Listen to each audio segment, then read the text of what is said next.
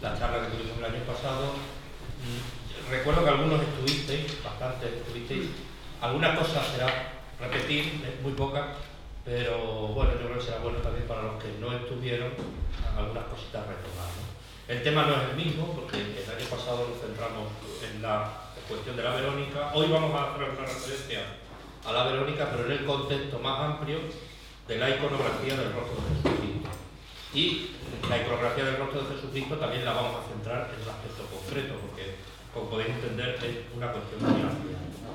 Una palabra que vamos a repetir y que vamos a utilizar a lo largo de toda la conferencia y que es bueno situarla y entenderla desde el principio, es la palabra de la cual deriva el término que utilizamos de iconografía, que es la palabra icono o ícono, está admitida las dos pronunciaciones.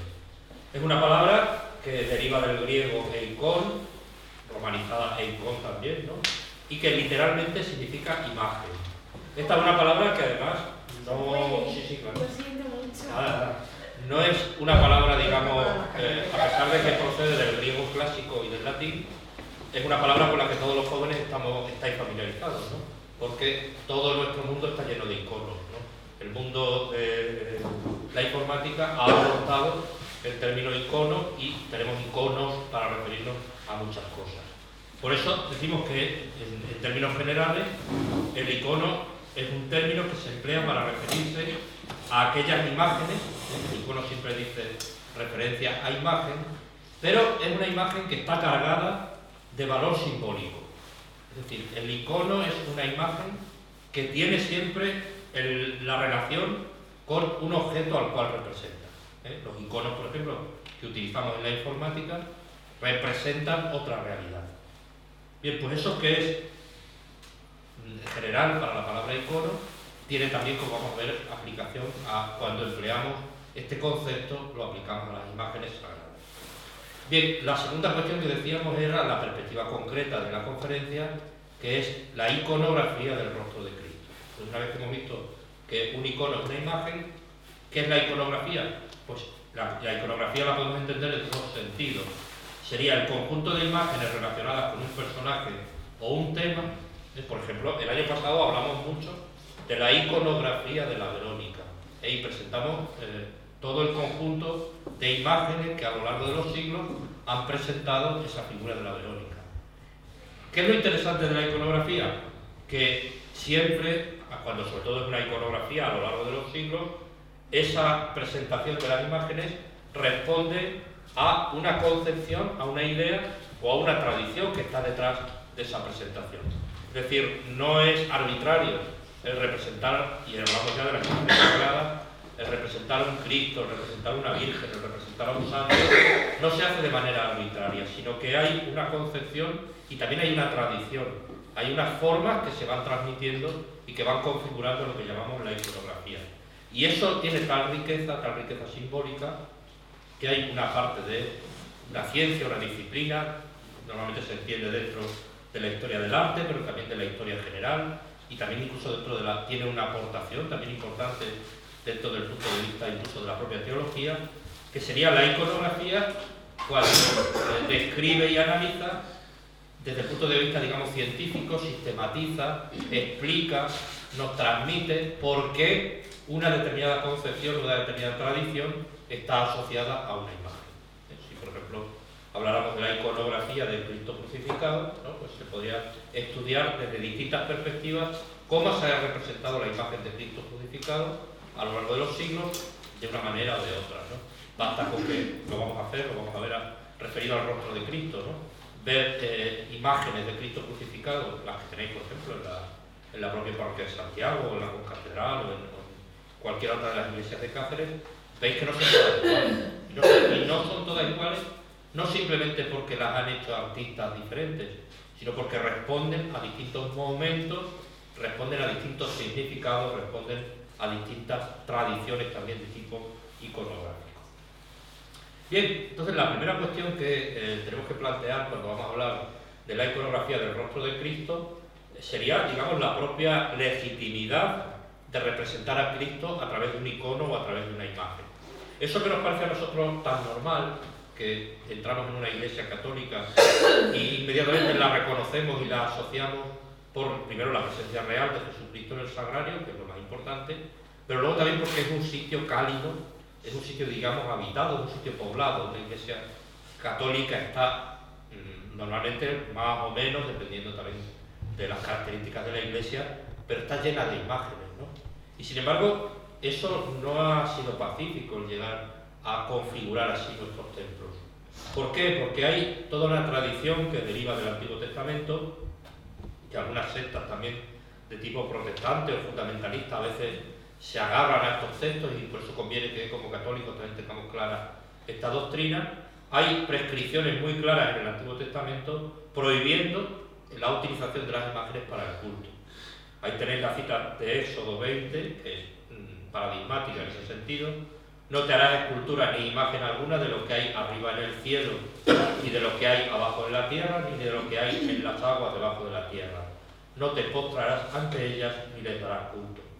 Y, por ejemplo, un discurso del apóstol San Pablo, que recoge en los Hechos de los Apóstoles: siendo así linaje de Dios, no debemos pensar que la divinidad sea semejante a oro o a plata o a piedra, esculturas de arte y del ingenio humano.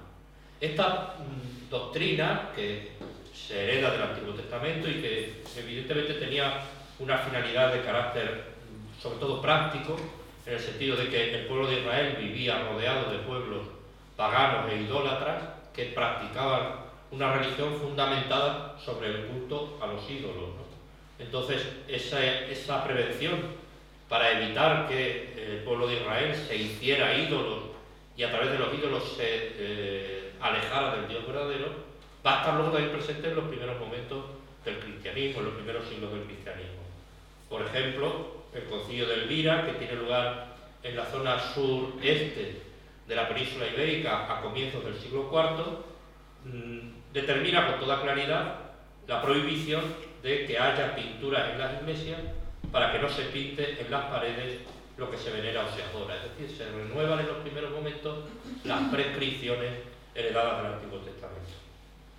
Ahora bien, cuando esto también lo sabemos, es un principio elemental, cuando hay que hacer una ley para prohibir una cosa, es porque esa cosa se está haciendo. Eso es elemental, ¿no? Si no hubiera habido nadie que hacía pinturas en las iglesias, no habría que haber hecho una ley prohibiendo que se hicieran pinturas en las iglesias. En paralelo a esas prohibiciones, se va a comenzar a desarrollar la iconografía, la aparición de pinturas, la aparición de imágenes, especialmente a partir del siglo IV, a partir del siglo V. Eso, esa práctica, va a provocar rechazos, tanto, digamos, en el contexto religioso en el cual se movían los primeros cristianos, como en el propio seno del cristianismo. El contexto religioso eran sobre todo los musulmanes y los judíos. Los judíos primero, los musulmanes a partir ya del siglo VII, ¿no? Cuando tiene lugar la expansión del Islam por territorios que hasta entonces habían pertenecido primero al Imperio Bizantino y luego al Imperio Occidental.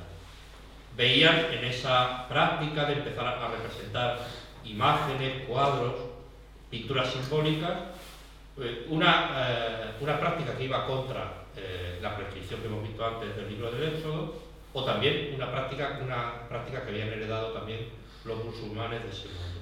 Pero no eran solamente ellos, sino que, como decía, también en el propio mundo cristiano, sobre todo en los santos padres, que son los teólogos de los primeros siglos, nos vamos a encontrar muchos autores que demuestran una hostilidad contra el culto a las imágenes, especialmente en la zona del Imperio Bizantino, en la zona de Asia, en la zona de la Grecia actual, de Turquía, la parte oriental, porque efectivamente veían el peligro de que fuera una idolatría y un regreso al paganismo.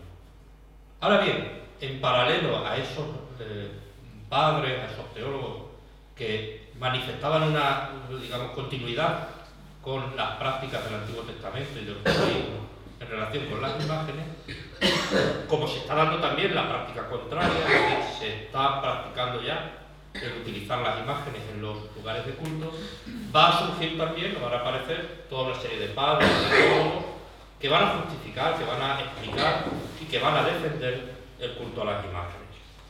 Uno de los más representativos de este momento es San Juan Damasceno, el cual establece, digamos, sistematiza desde el punto de vista teológico, una serie de principios que los vamos a ver ahora, que son interesantes y que se pueden resumir en este principio que tenemos aquí y que es un poco que yo creo que también lo que todos nosotros tenemos claro, pero no viene mal, ¿no? Reafirmarlo y recordarlo también, repito, de cara a comentarios o pronunciamientos que nos pueden llegar también desde estas otras perspectivas.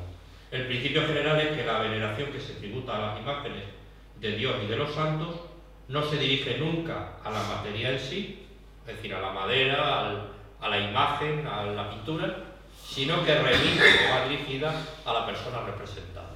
Es el principio elemental que justifica el culto a las imágenes, junto con toda una serie de cosas y de reflexiones que son muy interesantes, que un poco las establece San Juan Damasceno, luego las va a ratificar el Concilio II de Nicea, y bueno, que hoy forman parte también, ya digo, de ese patrimonio común de todos los católicos. Pero son importantes estos principios que establece San Juan de Damasceno. El primer punto de partida es que ese pasaje de Éxodo 20, como decíamos antes, hay que explicarlo en el contexto en el cual tiene lugar, un contexto de prevenir la idolatría del pueblo de Israel, pero que sobre todo después de que se produce la revelación en plenitud de Dios con Jesucristo, y que esa revelación en plenitud de Dios tiene lugar a través de la encarnación, aquella prescripción, al igual que otras muchas prescripciones de los Antiguos Testamentos, ya no tiene sentido, ya no tiene plenitud. Se salva el principio, ¿no?, de que hay que evitar, lógicamente, cualquier tipo de idolatría a la imagen. Pero no vige el principio, puesto que ha habido una revelación de Dios en plenitud posterior, y esa revelación en plenitud además ha tenido lugar, como dice en la carta a los Hebreos, de muchas maneras habló Dios en otra época por medio de los profetas, ahora nos ha hablado por su Hijo y por su Hijo encarnado. Entonces la encarnación es un punto de referencia inexcusable a la hora de hablar de la legitimidad del culto a las imágenes. Otra cuestión que hay que entender es que el mismo Dios se ha servido de imágenes para su revelación. No solamente las apariciones, las manifestaciones de Dios, por ejemplo, en el propio Antiguo Testamento, a Jacob, a Moisés, a Elías, a Daniel, sino que los propios relatos, o sea, la propia revelación escrita, en sí misma ya también es una imagen. Es decir, no es solamente imagen lo gráfico, sino que también la palabra es expresión de un concepto. Entonces podemos decir que también hay una cierta condición de imagen en la palabra. Los mismos relatos son también imágenes que Dios ha utilizado para revelarse. Tercer principio es lo que decíamos, la relación que existe entre aquel que es representado y la imagen que lo representa. El que es representado puede existir sin la imagen. Es decir, Jesucristo existe con independencia de que nosotros hagamos imágenes o no de Jesucristo. Sin embargo, la imagen no puede existir sin Jesucristo. Si no existe Jesucristo, no tiene sentido, no se habrían hecho imágenes de Jesucristo. Es decir, hay siempre una relación entre la imagen y aquel que es representado. Por lo tanto, también la imagen es una transmisión, es un medio para transmitir la gracia. El otro punto, ya lo hemos dicho, hemos vuelto a afirmarlo ahí, es la cuestión de la encarnación. A partir de que Jesucristo en la encarnación asume una naturaleza humana, pues a partir de ese momento es plenamente legítima la representación de la imagen humana de Cristo, y además, como en virtud de la unión hipostática es inseparable la humanidad de la divinidad, al contemplar la imagen humana de Cristo, digamos, automáticamente, al mismo tiempo, estamos contemplando y venerando su divinidad. No podemos hacer una escisión o una separación. Y por último, el principio también que habíamos dicho, ¿no? No es solamente la reacción contra las imágenes, no es solamente porque se hacían imágenes, sino por el culto que se dirige a las imágenes, porque las imágenes son los objetos de un culto. Entonces, en este caso, el principio que hemos dicho antes es el que hemos expresado antes, ¿no?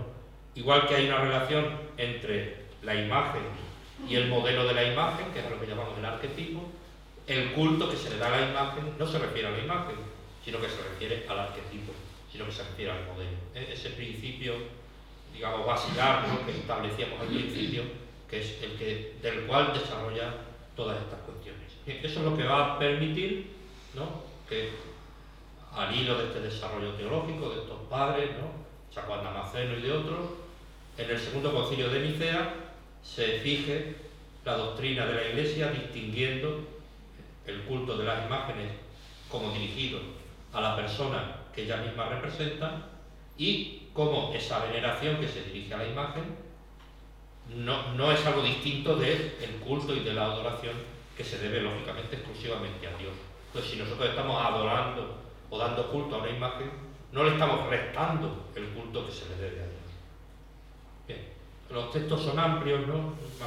No haría falta leerlos todos, ¿no? Los tenéis ahí un poco también por si alguna vez tenéis interés, pero veis, lo importante es que es una definición dogmática, ¿eh? Si os fijáis en la tercera línea definimos con toda exactitud y cuidado que de modo semejante a la imagen de la cruz han de exponerse sagradas imágenes, y ya hace una enumeración de todos los tipos, ¿no?, de imágenes que se pueden dar, tanto en cuanto a materia como en cuanto a quién puede ser representado.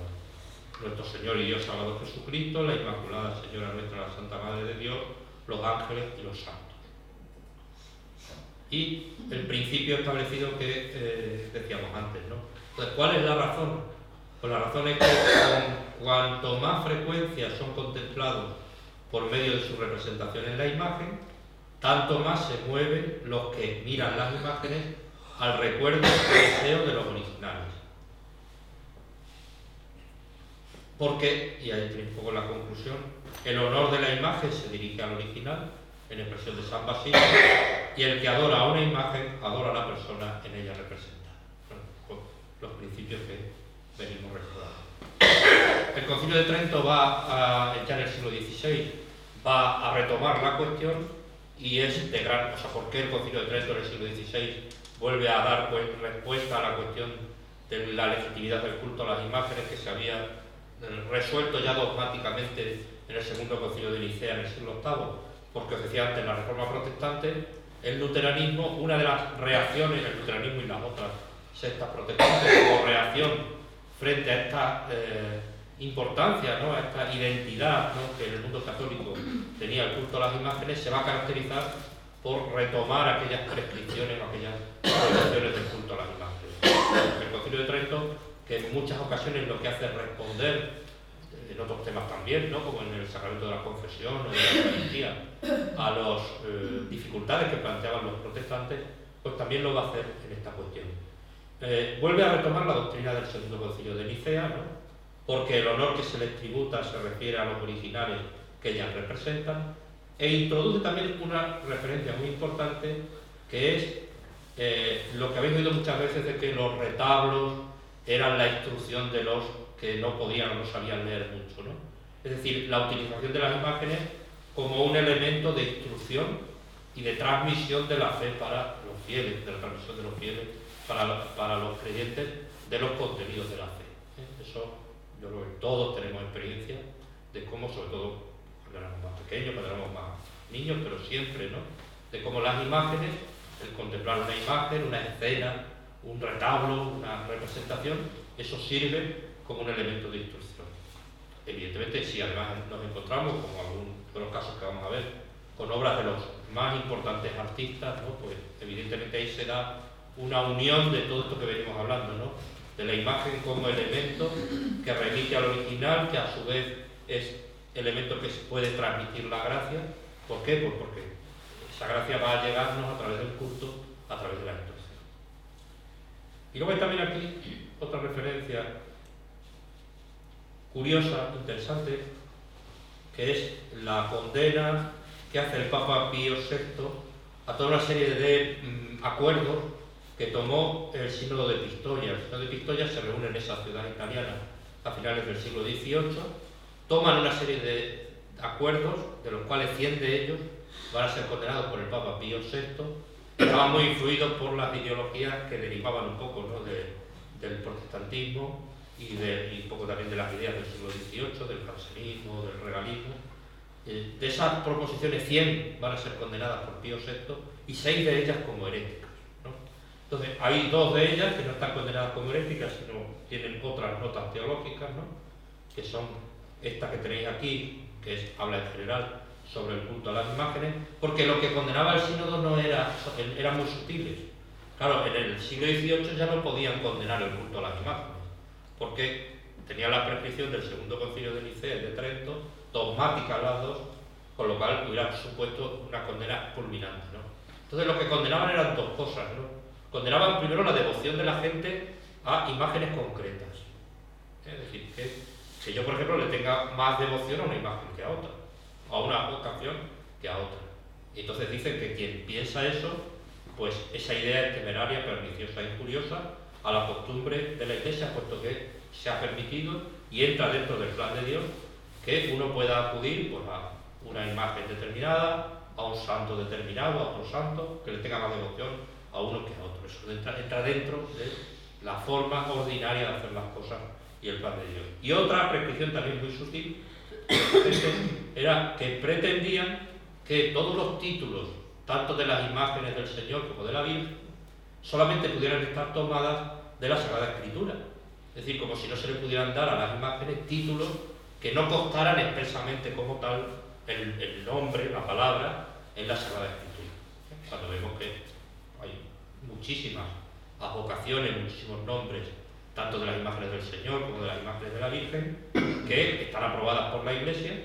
¿Por qué? Porque son formas de expresar esos misterios con palabras que no necesariamente tienen que estar ya recogidas en los escritos de la Biblia, sino que pueden responder pues, a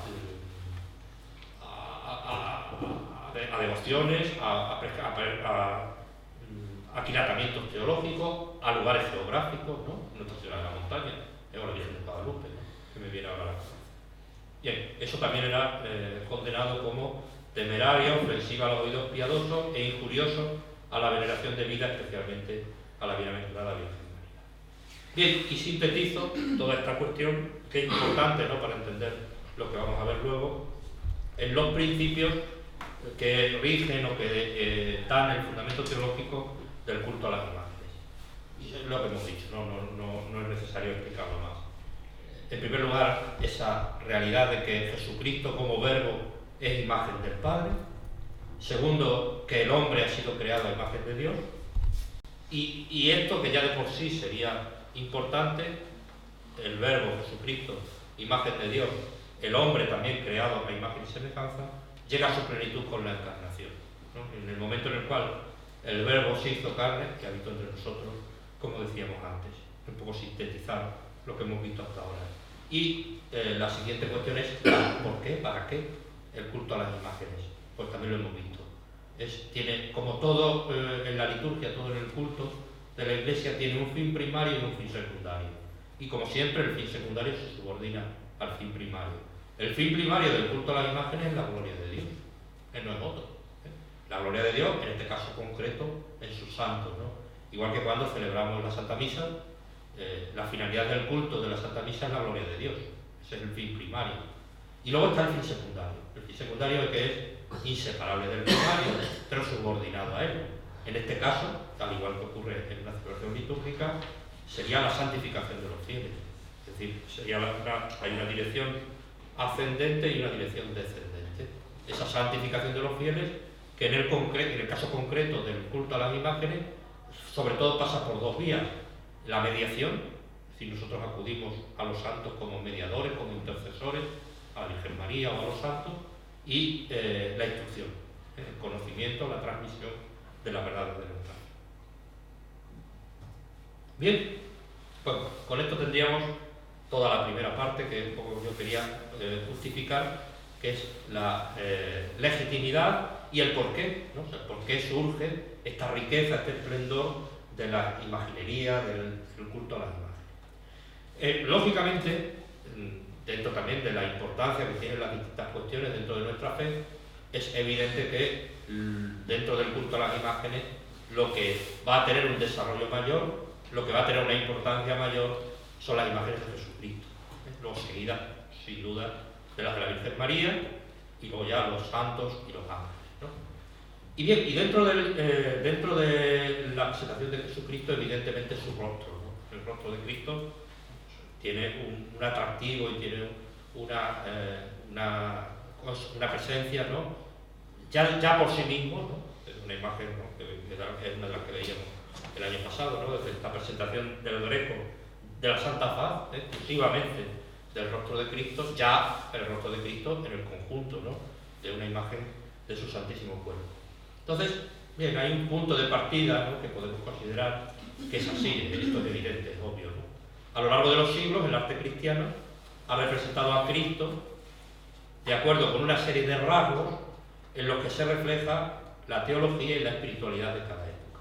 Es decir, lo que decíamos antes, ¿no? Las manifestaciones artísticas, también hay, lógicamente, hay unos rasgos previos que pertenecen al ámbito de la expresión artística, ¿no? No es igual el románico que el barroco, que el rococó, que el romanticismo. Pero eso siempre, en el arte cristiano, las formas siempre están subordinadas al contenido, ¿eh? Y siempre hay que leer por debajo de las formas el contenido de carácter teológico y espiritual. Y eso es clarísimo, ¿no? O sea, las representaciones de Cristo en general y del rostro de Cristo en particular van a estar siempre orientadas e influenciadas por la teología y la espiritualidad de cada época. Hasta tal punto, ¿no? Que si hiciéramos una visión, ¿no? Para esta conferencia se podría haber dado así, ¿no? Es decir, vamos a ver el rostro de Cristo a lo largo de la historia del arte.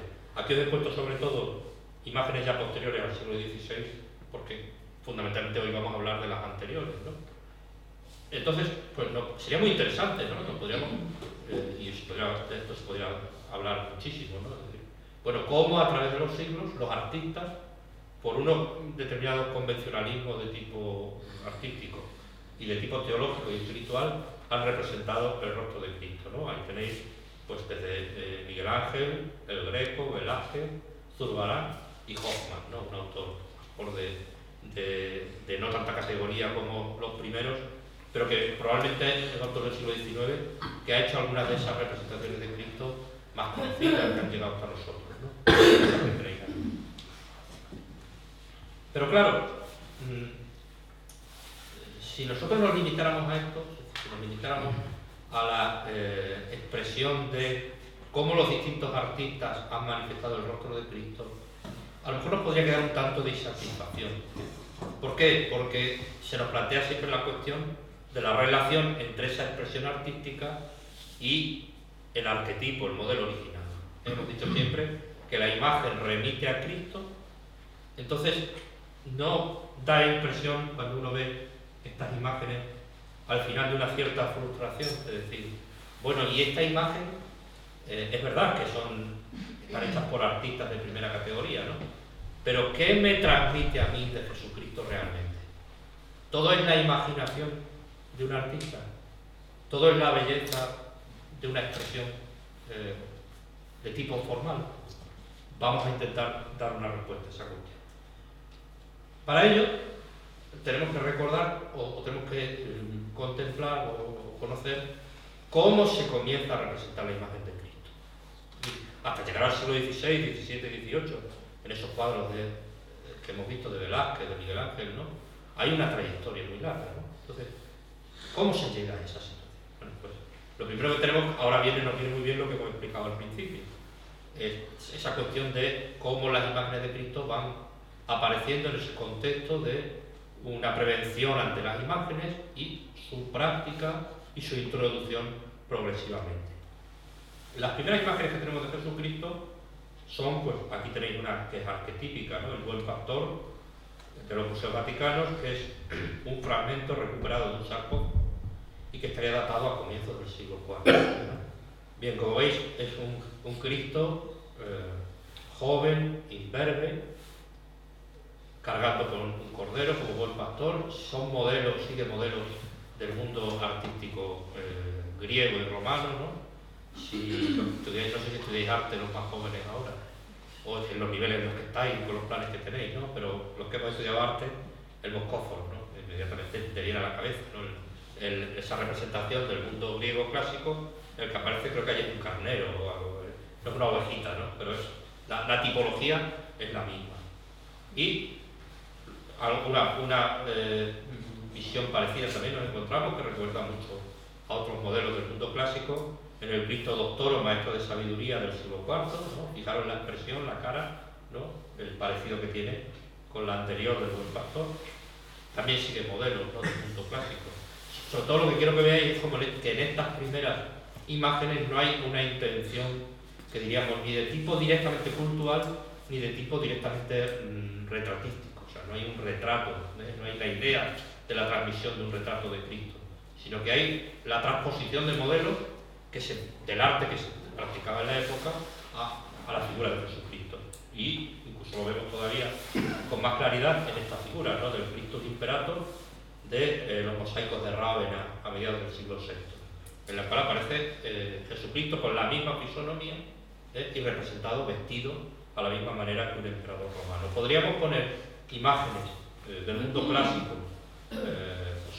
Aquí me viene a la cabeza pues, ese marfil que hay de uno de los hijos de Teodosio, el emperador Arcadio, no sé si Honorio o Arcadio, ¿no? Una iconografía muy similar a esta que estamos viendo. Aquí tenéis otro ejemplo, ¿no? En el cual va apareciendo distintas formas, distintas manifestaciones, pero la figura, el rostro, la imagen, como veis, ya digo, no tiene esa nota que vemos nosotros retratística. Sin embargo, a partir de mediados del siglo VI vamos a observar un cambio. Vamos a observar un cambio en el cual la figura de Jesucristo se va a empezar a representar ya con unos rasgos, por ejemplo, como empezamos a verlos en estos mosaicos que conviven prácticamente, se solapan con los otros que hemos visto, que son, digamos, como la herencia de una tradición distinta, ¿no? Ahí vamos a ver como la convergencia de dos tradiciones, y en la cual ya Jesucristo, como veis ahí, ha desaparecido esa iconografía de Cristo como joven, con el cabello corto, imberbe, que asumía un poco los modelos del mundo helenístico, y empieza a imponerse esta otra imagen que nos recuerda mucho más a la que conocemos hoy, a la que ha llegado hasta nosotros. Ese Cristo en plenitud de edad, con pelo largo, con barba de color negro, con una pose majestuosa y con un indudable carácter de tipo real, de tipo sacerdotal. La cuestión que se plantean los autores que estudian esta cuestión de la iconografía es si esa transición de tipo iconográfica responde únicamente a una acentuación de la humanidad o de la divinidad de Jesucristo. De tal manera que habría que recordar aquí los grandes conflictos teológicos de esta época con el arrianismo, con el nestorianismo, con las distintas corrientes que lo que hacen es que o bien acentúan la humanidad o bien acentúan la divinidad. Entonces, algunos autores absolutizan demasiado esa cuestión, a mi juicio, y reducen un poco la evolución a la acentuación de la humanidad o de la divinidad, ¿no? El primer modelo estaría más cerca de la humanidad, el segundo sería una acentuación de la divinidad. Esto, por ejemplo, se explica muchas veces a partir de estos dos mosaicos que os voy a poner ahora, que son prácticamente contemporáneos. Son en Rávena, en el norte de Italia, un baptisterio, es decir, el lugar donde se bautiza a los cristianos, que se construye prácticamente en la misma época, uno para los arrianos y otro para los católicos. Entonces, en el baptisterio arriano aparece esa representación de Jesucristo, que todavía responde más a los modelos que hemos visto anteriormente, de ese modelo helenístico, y sin embargo, en el baptisterio ortodoxo de los católicos, empieza a aparecer ese otro Cristo con las barbas, en su plenitud, en su edad, Bien. Como hemos dicho hasta ahora, no cabe absolutizar esa explicación. ¿Por qué? Porque en realidad lo que nos encontramos es que esa nueva imagen de Jesucristo que empieza a aparecer a partir del siglo VI no está solamente vinculada a preocupaciones de tipo teológico. Como hemos dicho hasta entonces, normalmente sí. O sea, fundamentalmente lo que se representaba tenía un sentido de carácter simbólico, de carácter teológico, y no se buscaba tanto representar el aspecto que Cristo tuvo en su vida terrena. Sin embargo, esa aparición de ese Cristo que estamos hablando no responde, al menos no responde exclusivamente a una preocupación de tipo teológico, sino también a una realidad que nos vamos a encontrar también en las fuentes escritas, literarias, acerca de la preocupación por conocer y por encontrar el verdadero rostro de Jesucristo. Lo que decía antes al principio, en que la imagen que nosotros representamos guarde relación con el arquetipo, con ese Cristo real de carne y hueso que pudo ser visto, ¿no? Y que en gloria está en el cielo.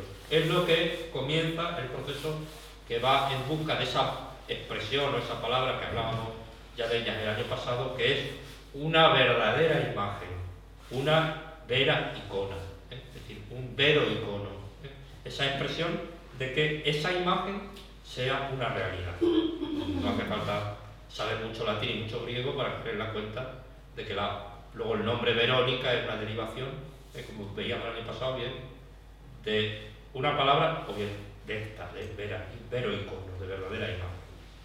Es decir, a partir de este momento, a partir del siglo V, del siglo VI, nos vamos a encontrar que hay una serie de constantes iconográficas, es decir, formales, en las representaciones de Jesucristo, especialmente en su rostro, que nos hacen pensar y nos hacen descubrir la existencia de un modelo. Es decir, que a partir de esta época, cada vez que se empiezan a hacer imágenes de Jesucristo, la cosa no va a ser ni una pura expresión simbólica como en los primeros siglos, ni una pura expresión artística como hemos visto sobre todo a partir del Renacimiento y del Barroco, sino que sobre todo lo que se va a hacer es reproducir un modelo, un arquetipo que va a tener una trayectoria muy larga a lo largo de toda la Edad Media. Esa es un poco la cuestión que estaría detrás de esta transición y de esa búsqueda, ¿no?, del verdadero icono.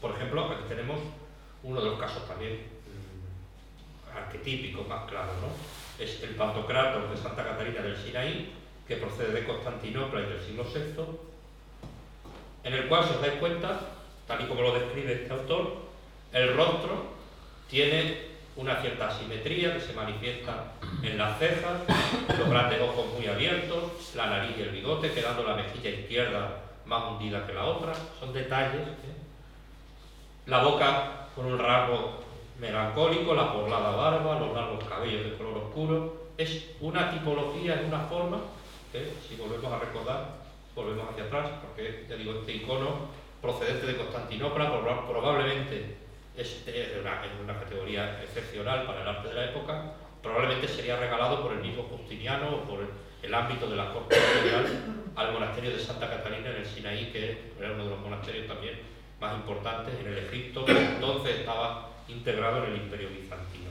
No olvidéis nunca esa imagen porque lo vamos a ir viendo, o nos va a sonar mucho en lo que vamos a ir viendo a partir de ahora. De tal manera que, lo que venimos diciendo, ¿no?, se va a llegar a fijar un prototipo, un modelo, un arquetipo que procede no de una inspiración de un artista, sino del convencimiento de que con esos rasgos se están describiendo, se están retratando los rasgos de Jesucristo. Eso comienza en Oriente y a través de toda la cultura artística vinculada a los iconos, que son esas imágenes pintadas propias del mundo oriental, del mundo bizantino, esa misma expresión va a extenderse también al mundo occidental, tanto por parte de los monjes que llegaban, al producirse la caída del Imperio Bizantino, que llegaban buscando refugio en Occidente, como, y también es muy importante, una vez que esas imágenes llegaban al mundo occidental, a su vez se hacían copias que reproducían esos mismos modelos y se extendían por el mundo occidental. Uno de los casos más claros es la imagen del Santo Santorum de San Juan de Letrán, que hablábamos de ella el año pasado.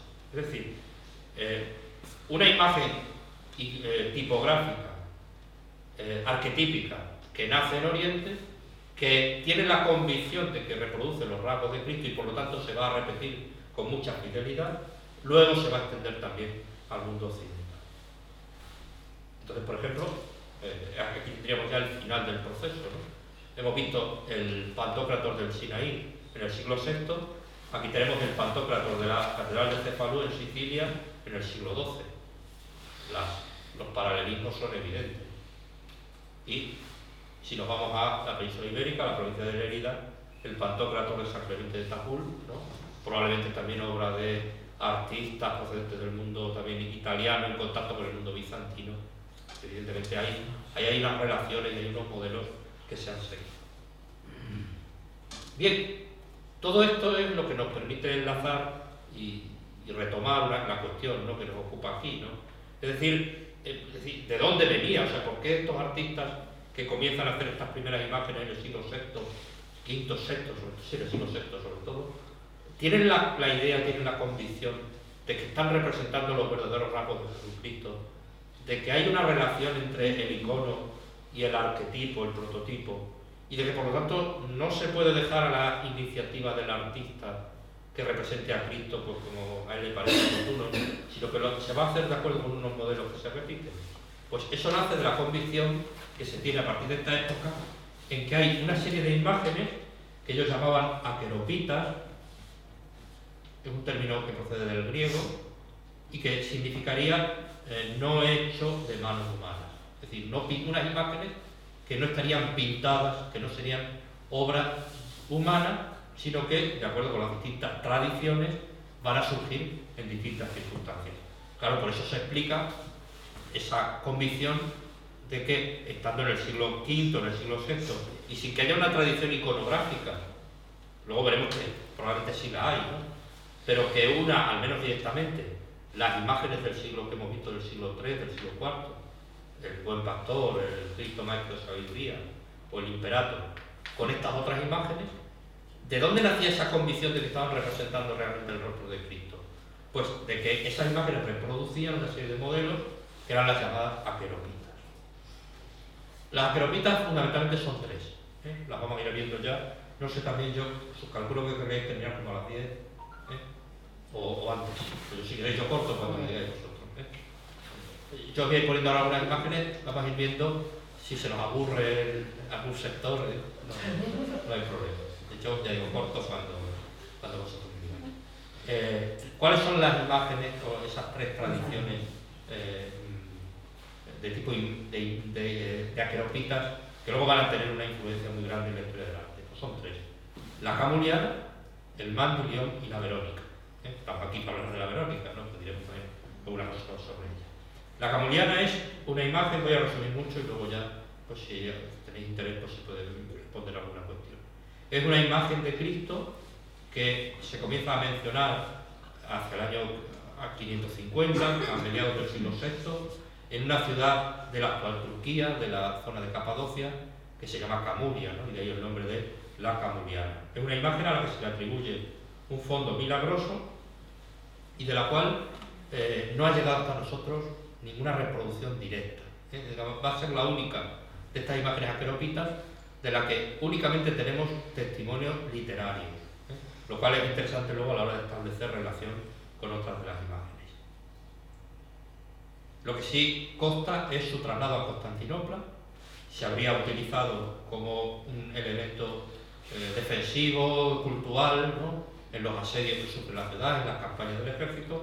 Aquí vemos una pintura del siglo XVI que reproduce algunos de esos asedios de Constantinopla en el periodo anterior. Entonces, si os fijáis en la parte superior, aquí lo tenéis ampliado, ¿no?, sería con una iconografía ya muy posterior, porque es un pintor del siglo XVI, pero reproduce esa idea, ¿no?, de que esa imagen de Cristo había sido utilizada para proteger a la ciudad de las armas enemigas. Pero ya digo, es la única imagen de la cual, porque esa representación no dice realidad a lo que fue la camuliana. No tenemos imágenes concretas de lo que fue. El Mandilión sí. El Mandilión, junto con el Pantocrator, va a dar lugar a las dos grandes tradiciones iconográficas del mundo bizantino de la representación del rostro de Cristo.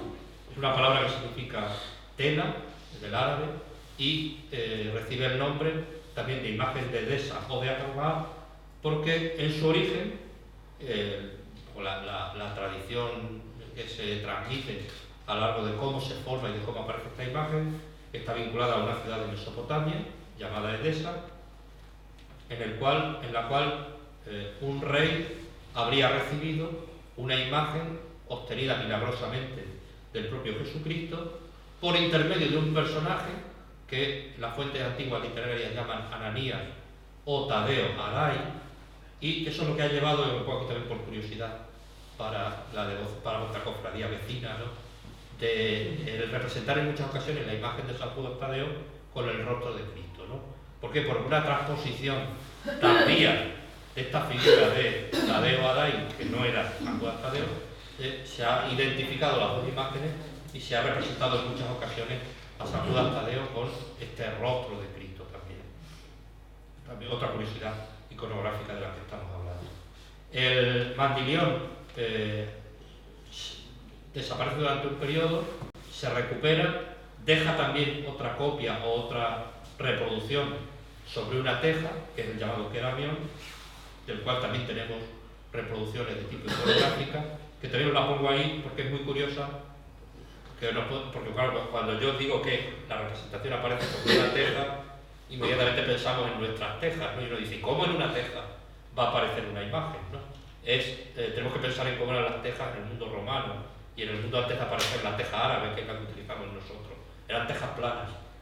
Entonces, esa teja plana que habría estado protegiendo la imagen del mandilión, al retirarla a la teja, según el relato apócrifo, habría quedado la impronta de la misma imagen de Cristo y da lugar a otra tradición de tipo iconográfico que sería el queramión. Bien, el mandilión va a ser trasladado también a Constantinopla, igual que había ocurrido con la camuliana, y también tienen en común todas estas dos imágenes, tanto una como otra, que a partir de un determinado momento se pierden. A consecuencia de las invasiones, de las guerras que se producen en Constantinopla, se acaban perdiendo y solamente han llegado hasta nosotros copias. Dos copias, hay dos o tres probablemente. Acordaros de lo de la triple reproducción de estas imágenes, que también es un elemento muy característico. Una es esta, que se conserva en la capilla privada del Papa, en el Vaticano. Ahí tenéis la misma imagen, pero se ha sometido a un proceso para aclarar la imagen y que un poco os hagáis una idea más del rostro. Esta que se conserva en Génova, y algunos piensan que la tercera sería el Santo Rostro de Jaén. Bien, y la última sería la llamada Verónica, la Verónica romana, que, como ya hemos dicho, esto ya lo dijimos el año pasado, no hace falta volverlo a repetir. El nombre puede proceder tanto del nombre de Berenice, que sería la hemorroísa de los evangelios que veíamos hace unos días, o también de esa vera icono, de la verdadera imagen. La tradición de la Verónica hace referencia en primer lugar a ese paño que habría obtenido la hemorroísa y que le presenta, por ejemplo, en esta representación, al emperador Tiberio, y a partir del siglo XII, siglo XIII, es cuando comienza a transmitirse primero desde el punto de vista literario y luego desde el punto de vista de las imágenes, la idea de que ese lienzo se habría grabado en el camino del Calvario. Tenéis, por ejemplo, una de las primeras representaciones más antiguas del siglo XIV, y luego os traía esta, que también nos interesa especialmente a nosotros, porque está en el monasterio de Guadalupe. Es una representación en el Tenebrarium del que está en el coro del siglo XV.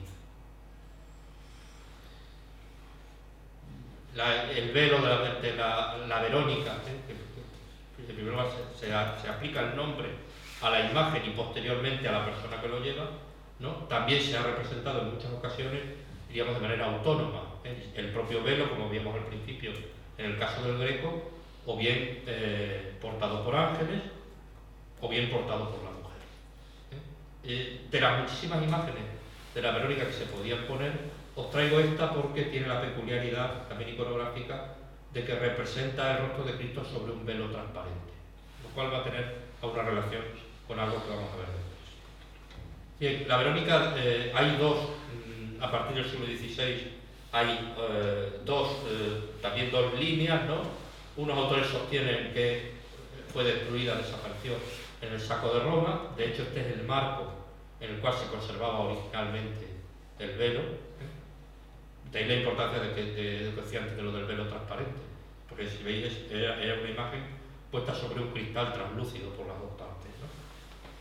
Y sin embargo, en el Vaticano se construye, cuando se hace la gran basílica renacentista, se construye para reemplazar el lugar en el que hasta entonces había recibido culto la Verónica, se construye uno de los grandes pilares de la gran cúpula del Vaticano, para albergar lo que se presenta en continuidad hasta nuestros días como la Verónica.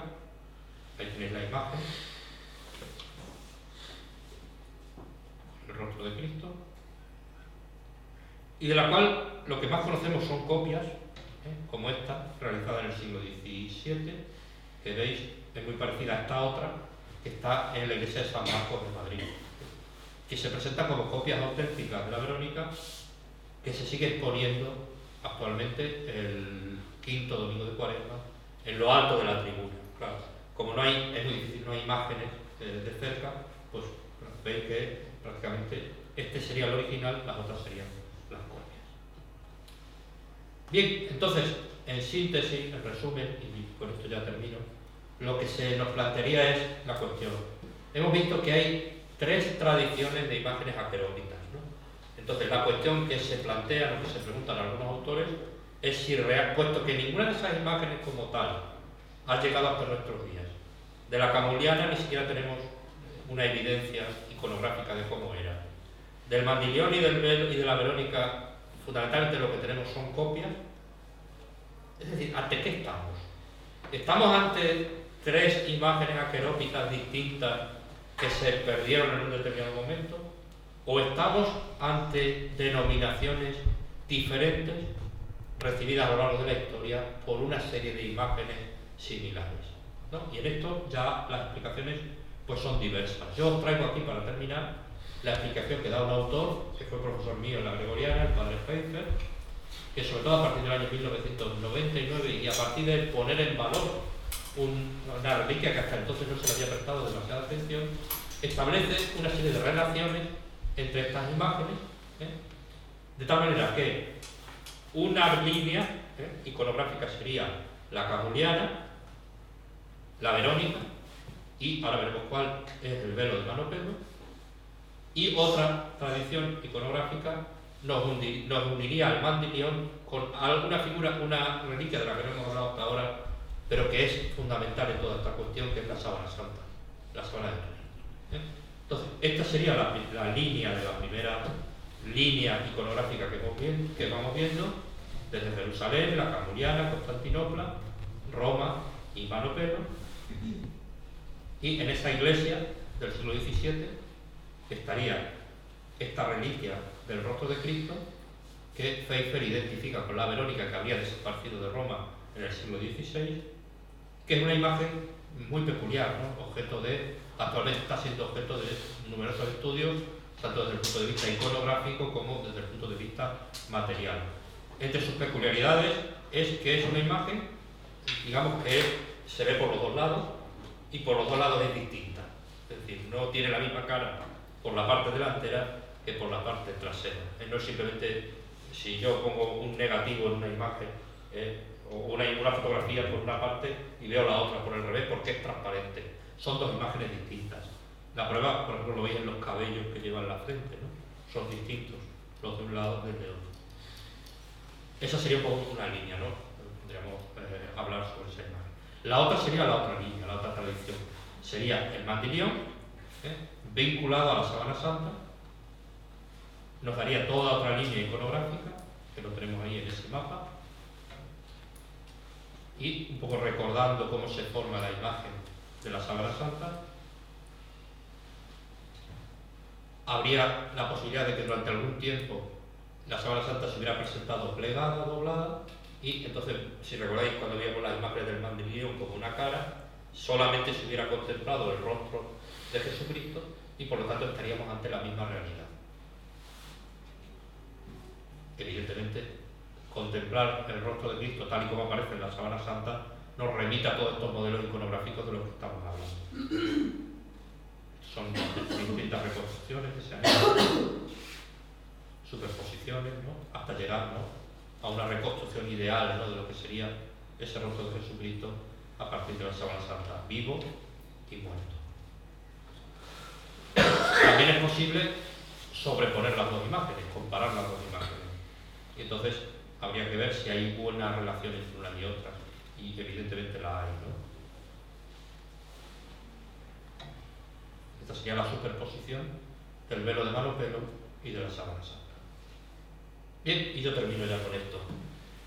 Termino con dos cosas, con dos frases, ¿no? Una procede del Nuevo Testamento de la Biblia y otra es esta frase de Benedicto XVI, precisamente cuando visitó el santuario de Manopel. La frase de la Biblia es, por un lado, el contraste que existe, ¿no?, entre aquello de el anciano Simeón, ¿no?, cuando dice: ahora, Señor, según tu promesa, puedes dejar a tus siervos en paz, porque mis ojos han visto a tu Salvador, ¿no?